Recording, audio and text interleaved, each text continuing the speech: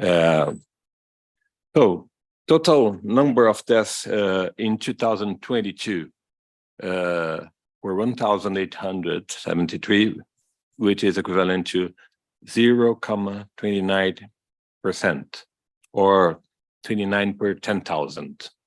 Okay, from this, 20% or 20 per 10,000. From this 29 per 10,000, 20 were for natural causes, health causes.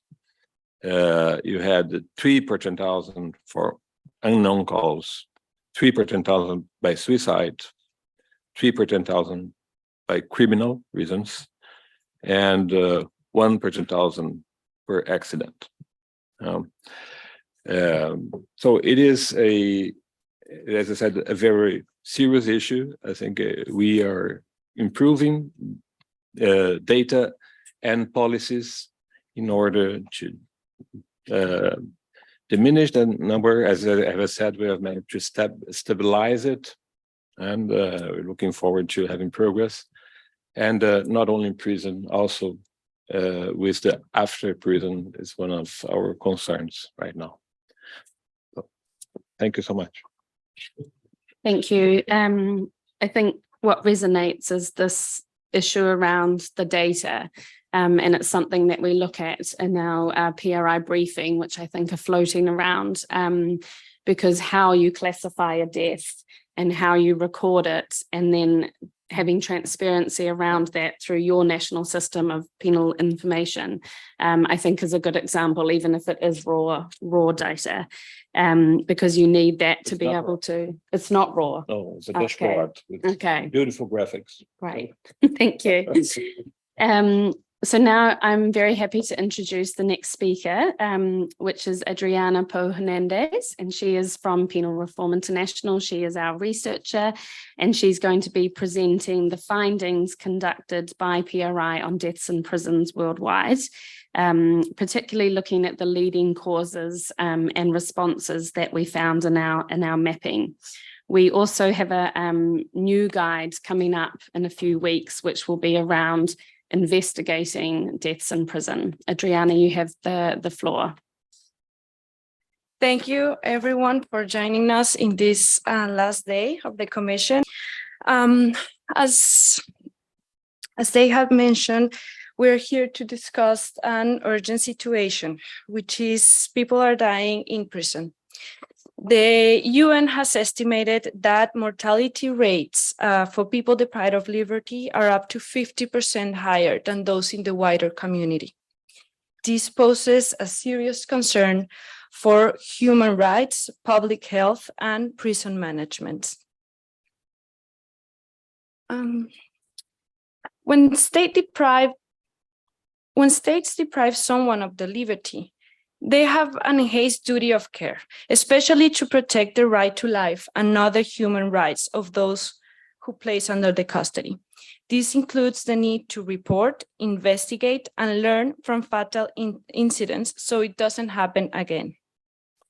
So PRI and the prison death team, with the support of the University of Nottingham, conducted research which included a survey with 25 countries across different world regions on whether information about prisons death was published, how many persons died per year, etc., to inform a policy briefing for advocacy with the international community and national actors to strengthen their responses and take proactive action to prevent future loss of life. Among the main findings were that from the 25 countries surveyed, less than half published official statistics. Disaggregated information between male and female was found only in half of the official and civil society sources. Only 3 people included transgender persons, and 8 countries included foreign nationals.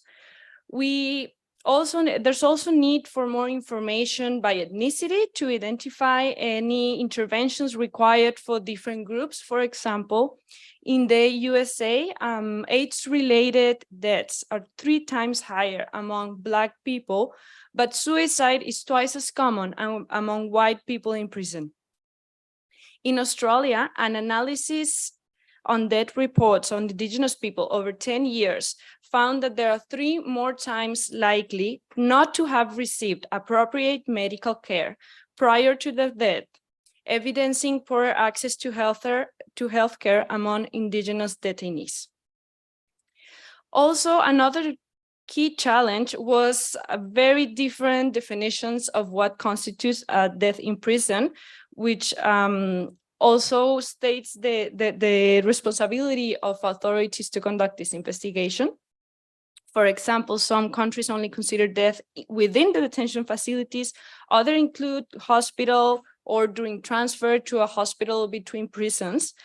So there's need for a common, broader definition of a death in custody to be adopted by all countries in order to be able to collect and analyze reliable and comparable data within countries or region also. The main causes also vary among regions. For example, Latin America has higher proportions of death due to violence, which includes gang-related incidents or protests for prison conditions or riots. Suicide is far more common in prisons in high-income countries. For example, in Europe, while there's few or no deaths due to suicide reported in other places such as Senegal, Cameroon, or Pakistan.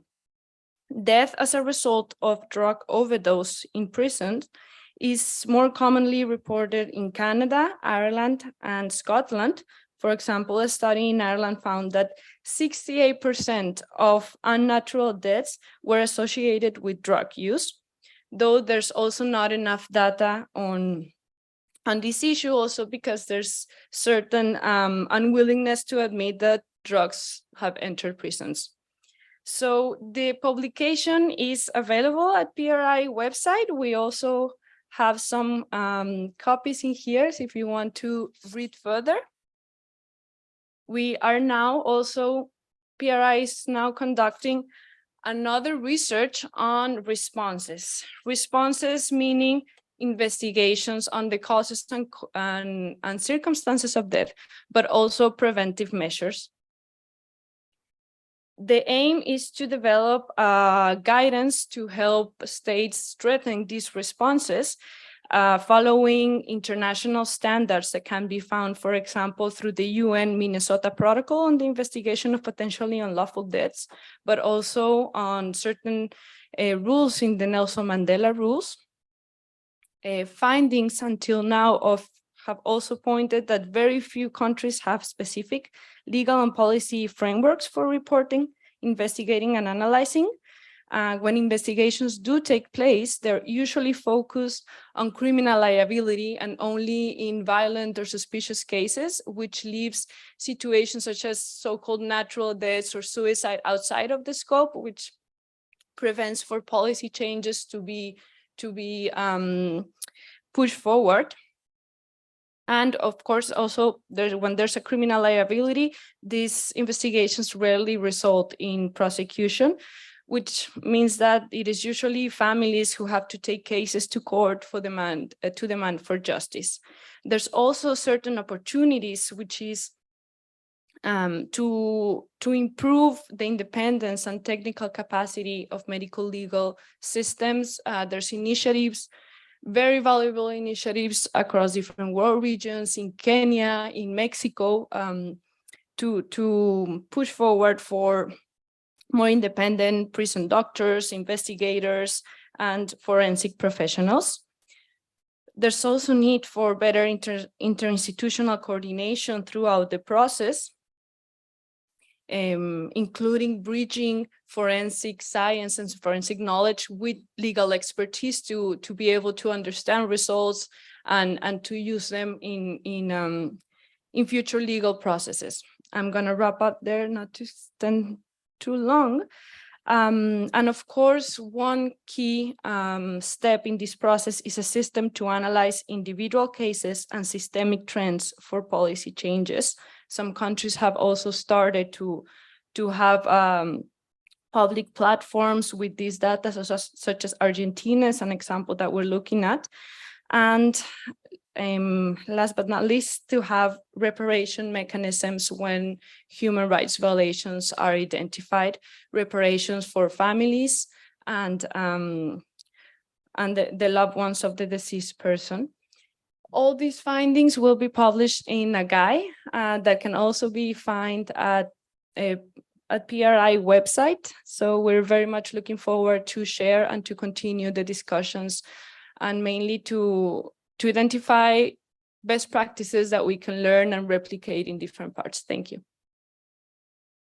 Thank you, Adriana. And yeah, so I'm now going to introduce a speaker who's joining us online, hopefully, Augustin Walker Martinez. So he's a lawyer and he's associated with the Universidad de Chile, currently based in Barcelona.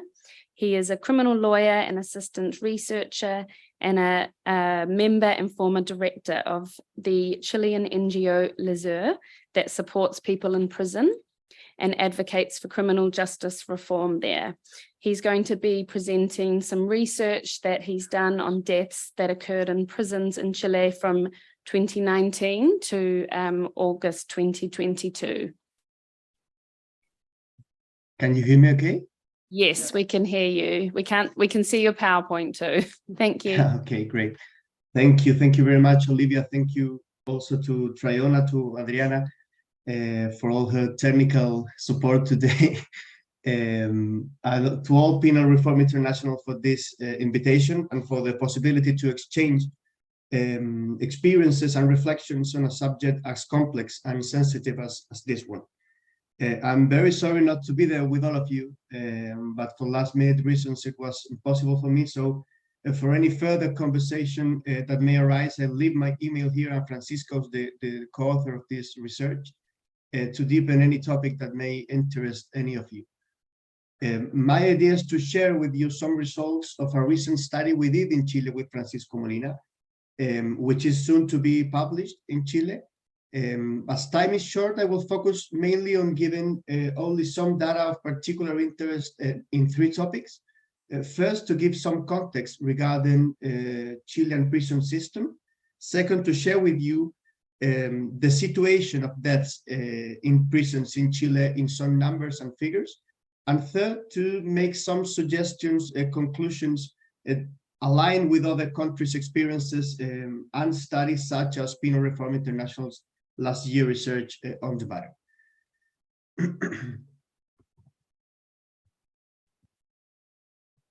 Yeah. To give some context, the situation in which this study is framed is pretty much the following. According to figures from 2019, Chile has a homicide rate that is 28 times higher in prisons than outside prisons. It's 98 homicides per 100,000 inhabitants versus 3.5 homicides per 100,000 inhabitants. And we have also an incarceration rate that is of 254 persons per 100,000 inhabitants, with a sustained upward trend in recent months. Along with that, we have a huge level of data. Different institutions such as Chile's National Prison Service, that it's called Gendarmería de Chile, our ombudsman's institutions, and the prosecutor's office deliver different information, which the study tries to show. Our work required an effort to systematize that information and to unify figures and numbers and managing to order that disorder as an indispensable first step to elaborate a complete diagnosis of the situation. On the other hand, the National Prison Service, Gendarmería de Chile, is also the institution in charge of executing the criminal investigation proceedings instituted by the prosecutor's office inside prisons, which generates relevant risks and biases in that investigation. That same institution is also responsible for providing direct medical care for inmates. And moreover, there's a lack of proper complaint mechanisms, so the state response always arrives late when that death, when that assault or violation of rights has already happened. And finally, we suffer a lack of transparency about deaths in custody and a lack of communication channels between state institutions on these figures, they all act mostly in isolation and in the dark. There are important initiatives in this regard, such as the creation of the Institutional Committee on Deaths in State Custody, composed of different institutions, which has created important protocols and proposals on this subject, which are not yet binding and nor structural.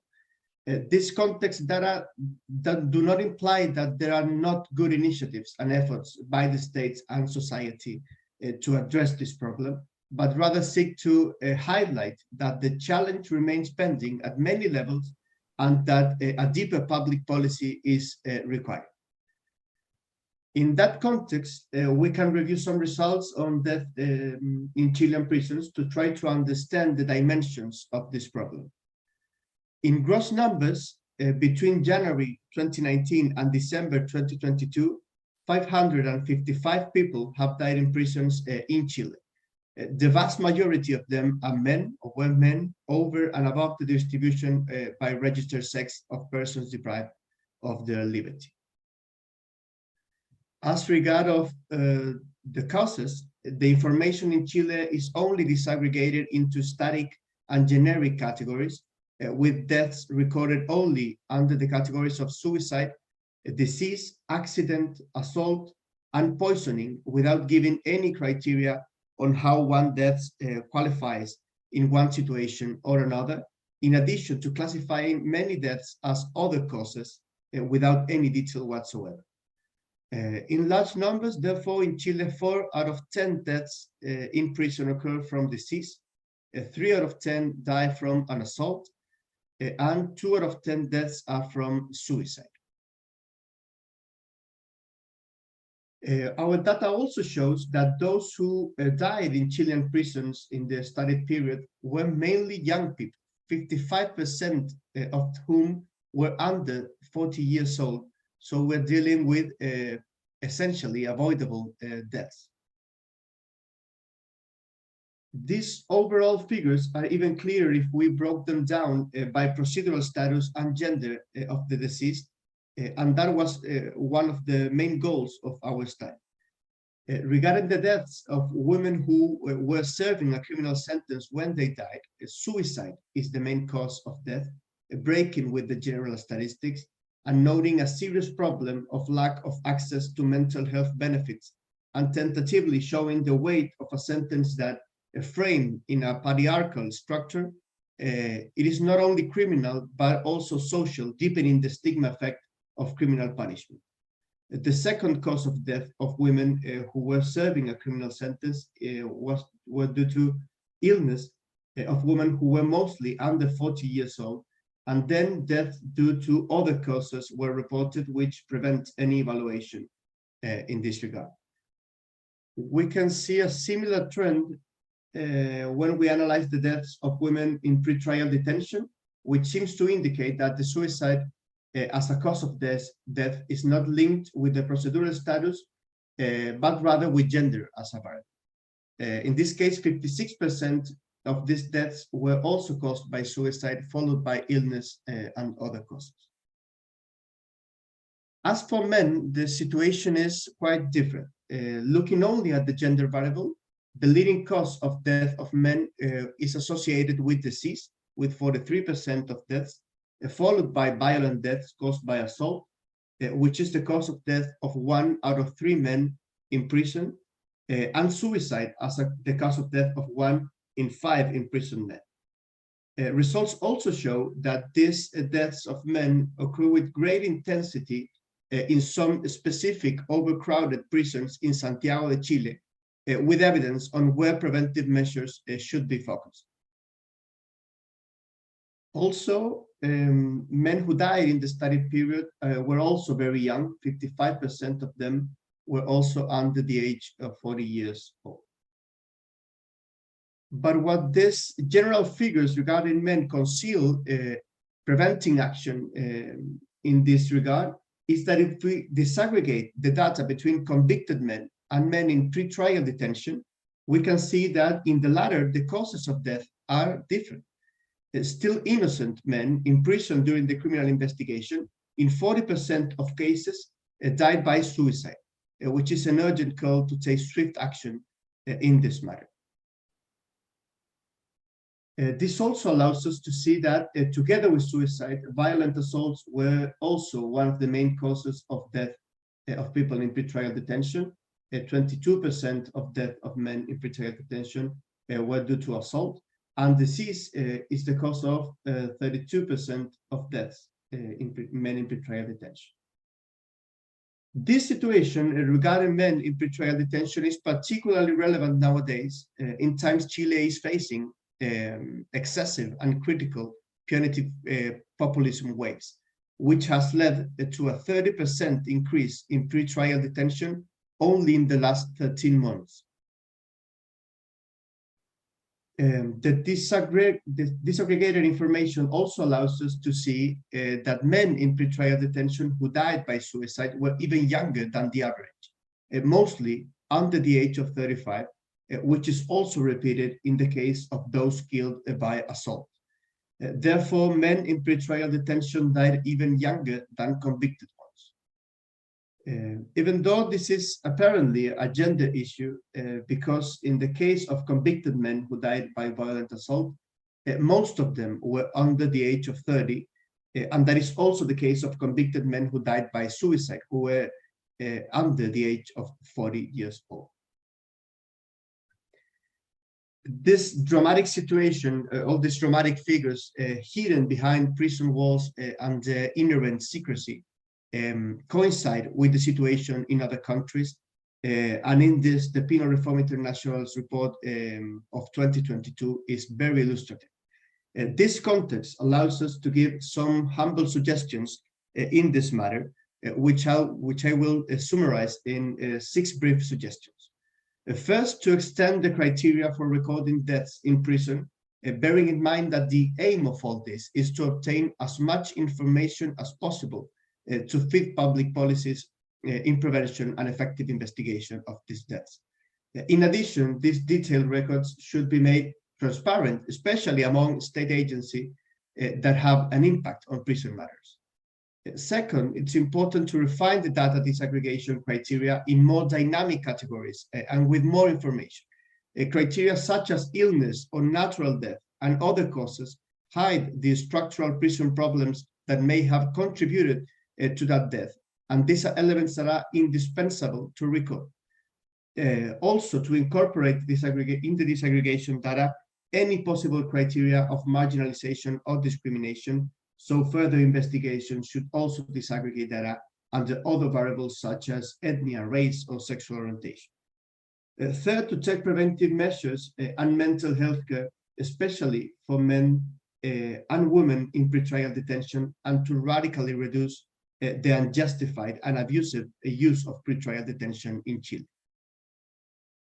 Fourth, to ensure timely equal access to health benefits directly from national health institutions, especially from Ministry of Health.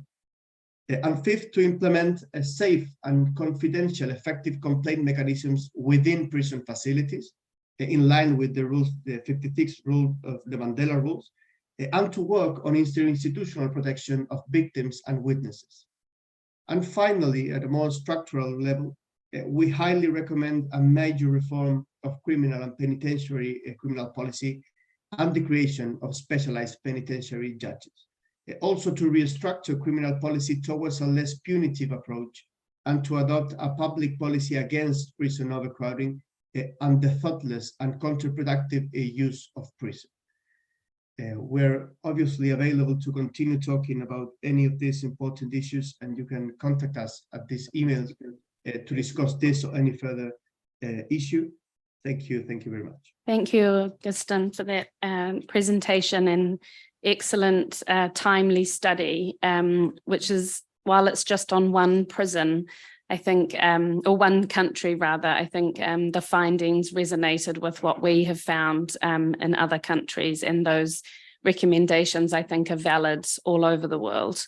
I'll ask Paulina Talroth to speak, who is from the Ministry of Justice in Finland, and who has, of course, co-sponsored this event, to say a few words. Thank you, Olivia, and good morning to you, dear colleagues.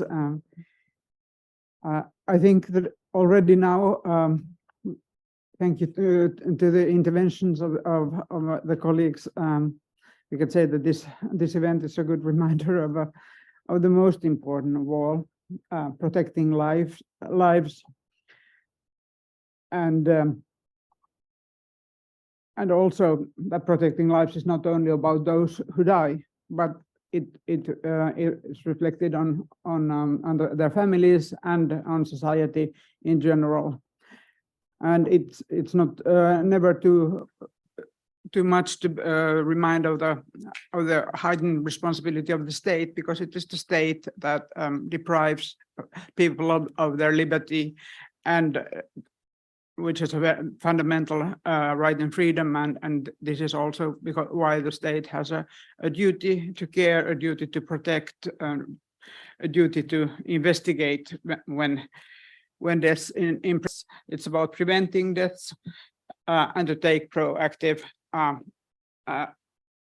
measures to prevent violence and ill treatment that occur in prisons, and of course in other closed environments too, because they are such vulnerable environments.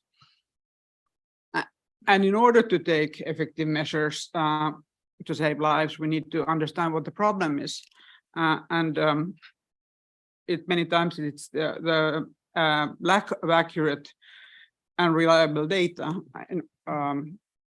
because it's so difficult to enter prison and to see it all, and there's a cultural silence of what things are happening. Du nutzt Social Media, aber hast noch keine eigene Webseite? Leider nicht. And this data is needed to facilitate effective investigations. I'll take a mini excursion to Finland, to my country, which is, according to the study mentioned here earlier, on I believe a high-income country, yet we do have deaths in prison too. This will be very different for the figures mentioned here, but it's against the backdrop that we have 2,800 prisoners altogether, including those on remand. So it's worldwide, and it's a very small figure, but nevertheless we had 11 deaths in prison last year, and we know that 4 of them were suicides, and we know that the trend on suicides in prisons is on a slow rise over time. But there are what I see as a problem in Finland is that, first of all, like in many countries, people who enter prison are in very bad shape already, physically or mentally. They have been abused or have been victims of crime themselves, or they have mental health problems which are not necessarily addressed accurately at the prison door, and thus help is prolonged, and at times help comes too late, or no help comes. The second thing is, and I was listening intently to the colleague from Chile, was that our legislation is such that nobody is allowed to die without a proper death course. So there will be an investigation at all times, but this is carried out by the health authorities. And unless it happens in prisons and it's very obvious that the prisoner has hanged him herself, the death cause will not be disseminated to the prison. So we have, from the point of view of the prisons, we have unidentified deaths, and many times they can be due to reasons which have sort of occurred before entering prison, diseases, illness which have not been diagnosed in time, or mental health problems. But at any rate, they occur after entering prison, after being incarcerated, and we don't quite know how to respond to those, because our legislation goes from the point of view of the right of privacy, and it's classified information, but and that's a good goal, but on the other hand, it doesn't help very much. So what our prison and probation service does is to start an internal investigation to find out at least what has happened and what could we have done to prevent in order to learn for the future. But we still have a lot that we don't know. So what I take from this day's discussion is that we could be inspired from what we have learned and from the suggestions from Chile, and to learn to be proactive, because every death is too much. Every loss of life is against what we are working for, and to try and work out systems that support robust investigations in line with international human rights standards, and to identify these systemic concerns and prevent future harm. So I want to thank Penal Reform International, today's organizer, because you're working on this very important topic. Might be a marginalized group, but never more important, because we are talking about at this very late last day of the CCP, we are ending on this very most topic of all, to protect the lives of those deprived of liberty. So I thank you very much. And also the co-sponsor Brazil, thank you for sharing your experiences. Thank you. Thank you, Paulina. And I have to apologize to all of you for the technical issues we've had today. I believe we're out of time, but we have all of your emails that joined us here in person. So I think we will email you through the link to the video, and I really encourage you all to watch it, and yeah, take some copies of our publication for colleagues home with you or back to your office. As Paulina said, this is a very important issue, and we hope to continue the discussion to ensure that we can bring all preventable deaths in prison, the numbers down as soon as possible. Thank you for joining, and thank you to the co-sponsors.